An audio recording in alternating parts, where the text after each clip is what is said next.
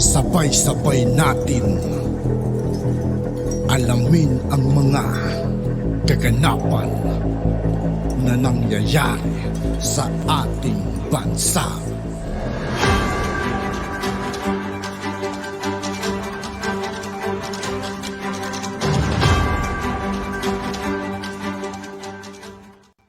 Yo, what's up mga kaibigan? This is I2K po again. Ngayon nandito naman ulit tayo sa channel ni Banat Kapanig TV. Dito naman ulit tayo magbibigay ng komento at reaksyon. Pero bago ang lahat ng yan mga kaibigan, sa lahat ng hindi pa nakasubscribe kay Banat Kapanig TV, mag-subscribe na po tayo at huwag nyo rin pong kalimutan mag-subscribe dito sa aking channel. Simulan na natin mga kaibigan, let's go! Kung may bada namin sa ngiti doon sa mga members ng ISAF na amin sometimes kinakausap para tulungan kami mag-imbestiga, bakit nga ba hindi? So kung makakatipid kami, gagawin namin. Ngayon, with respect to this confidential fund, I must be honest with you that the 51 million given to us by the DBM, which is the same amount that was proposed to the Office of the Ombudsman for the 2023 budget. 2022. 22? 2022. Yeah. Yeah. You can also, for 2023, I think it was also 31. 30 million, 31 31 million. Eh, pwede nyo bawasan ulit ng 20. Gawin nyo ulit yung confidential na fund namin na 31 million. Yung 20 million, isadagay na lang po ninyo kung pwede po sa MOE. We will learn to survive with the small amount that you will give us. I promise you that.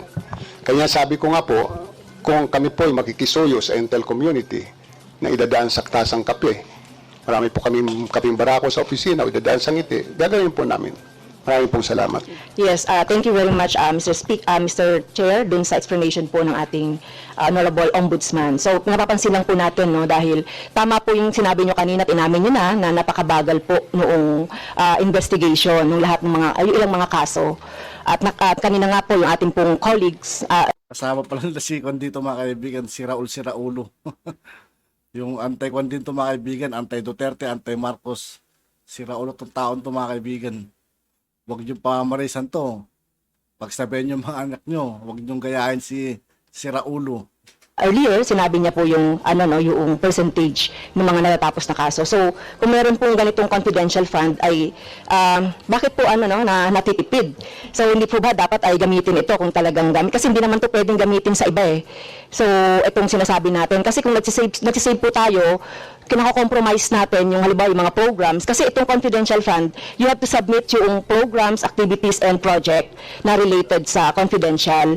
So, I hope, di ba, na ano po ito, na-utilize yun, considering na marami tayong iniimbestigahan ng mga kaso. So, ito po bang mga confidential, can you give us the general stroke, no, or not specific, kung saan itong ginagamit itong confidential fund para po sa, sa information po ng ating taong bayan. So may mga resibo po ba na sinasubmit sa COA at gaano ka-regular ito na ibinibigay for audit? Mr. Chair. Your Honor, please. Pag na-require niyo po ang isang ahensya ng gobyerno na may confidential fund na mag-submit ng resibo, ay hindi na ho confidential fund yun. Kasi Mr. Chair, gusto ko lang pong doon, kasi nire-require po yun ng joint circular. So hindi po pwedeng kasi meron po tayong joint circular 2015 regarding sa confidential fund. Pero hindi po nakakatawa na sabihin natin na hindi tayo nagsasubmit ng mga resibo. Ito talaga si Franz Castro mga kaibigan mo. Dami sinasabi. So I beg to disagree po, no. Kailangan Hindi naman nakakatulong sa tao to mga kaibigan, sa totoo lang. din natin mag-follow po doon sa JC 2015. Pagpaunmanhin po ninyo, pero mula po na ako maging ombudsman, wala po nagsabi sa akin na mag-submit po kami ng resibo dahil paano ko po re-resibuhan ang isang intelligence officer na sinuyo ko tingnan ang isang bagay o isang kaso. Ano ang resibo ilalagay ko doon? Paano ko ililiquidate sa akin ng Intel officer? If I get a safe house, magtataka pa ho kayo, ba't ako kumuha ng safe house? Baka naman yung safe house na yun ay hindi totoong safe house, kundi motel. I mean, I really don't know. But if that is the case, na pag-uusapan po natin, pag-aawayan natin ng confidential fund, then alisin ho nyo sa budget namin yung confidential fund. As I said, we can survive. I can continue investigation cases. We just smile at my friends at the ISAF and some other investigation agencies. Madali lang po yun eh. I call my friends in the provinces, I call some police officers in the provinces, I ask them for their support. Kung kailangan mag-utos sila ng tao para i-verify kung totoo ito, then doon po kami gumagastos ng transportation expense ng pagkain ng tao.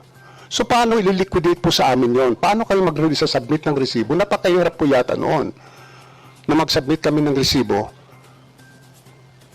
At siguro wala namang papayag din sa amin na intel officer na pag binigyan ko ng 50,000 pesos o i-liquidate mo sa akin, na pinsakay niya ng taxi kung siya may, which I did it before, na pinamanmanan ako isang empleyado ng ombudsman, pinasundan ko. Abay, siguro mahihirapan yung intel officer na every now and then bibigay sa akin mga resibo ng gasolina. At pag niliquidate ko yung resibo ng gasolina na yon as my own expense, baka sabihin ng COA, hindi pwede kasi hindi ka pwede mag-claim ng gasoline expense because you have your transportation allowance. So I don't think a receipt is important. What is needed is that we make a certification, we issue a certification to the effect that we have spent the confidential fund for purposes of investigation of cases. Bakit po kami nakakatipid? Noong araw po, kuminsan lumalakad po ng investigador 5. Yung 5 pong yun binawasan ko. Kasi ang aking filosofiya, kung kayang gawin ng isang Little Indian, yung gawain ng 10 Little Indian, bakit hindi ba nga gawin ng isang Little Indian? So just like when I was investigating the case of the onions, yung mga sibuyas, may mga isang tao kung pinalalakad o 2. Kung medyo delikado yung lugar na pupuntahan, 3 sila akong pinapupunta. Yun po ang, pero hindi ko sinasabi sa kanila, magbigyan niyo ako ng resibo. Kasi pag sila'y pupunta rin doon, mayroon mga binabayaran din sila mga tao na sinusuyo yung tao na to gather more evidence for us. Marami pong salamat.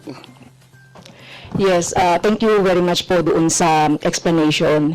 Siguro with due respect to our ombudsman, hindi po ito nakakatawa, no? At hindi ito pwedeng sabihin na walang resibo dahil taon-taon po, nakikita natin, tumataas ang confidential fund. So kung ganyan po yung sinasabi ninyo, so baka ma-encourage ang mga lahat ng government offices na gumamit na lang ng confidential fund kung wala naman itong resibo. Kaya nga po meron tayong circular na dapat pong sundan ng ating lahat ng mga agencies. And ako personally, kung talaga mga investigation, yung ombudsman, pwede rin tayo dapat na mag-ano ng confidential, pero dapat with the proper liquidation ng mga ganito. Kasi kung sasabihin niyo na kahit wala na kaming confidential fund, so it's all right, mailagay yan doon sa dapat na paglagyan, katulad na sinasabi niyo kanina, and other services. But to remind the ombudsman, dapat po maging observe natin yung due diligence at saka dun sa paggamit nitong confidential fund. So yun lang po. At saka yung savings, pag sinasabi po natin na savings, yun nga po yung ginagawa, minsan nagdududa kami, maraming mga PS na hindi naman Nagdududa kami, magtatawag pa ng kasama. Ikaw lang yung nagdududa eh. gamit, nagsisave sila and so on. Kaya dapat magamit po ito. So, yung next po ay tungkol doon sa Memorandum Circular number 1 as regards to the submission ng mga SALN. So, nagsasubmit po ba ng SALN ang Presidente at Vice President? Yes, Thank you. Your Honor. Okay, thank you po. Yes, Your Honor. The President, I think, President Ferdinand Marcos Jr. and Vice President Sara Duterte has submitted their Okay, SALN. thank you for the information. Doon po sa Memorandum Circular number 1, Section 6, lifestyle check, even without SALN. So, how often po nagko-conduct ang ombudsman ng mga lifestyle check po? So, have you conducted lately ng mga lifestyle check po sa ating mga official and government employees po? With all due respect, Your Honor, At yun nga po mga kaibigan, dito po nagtatapos ang ating reaction video. Muli, ako po si I2K ng Sundalo ng Donggalo at 811. Maraming salamat sa patuloy na pagsuporta. Yeah, peace out.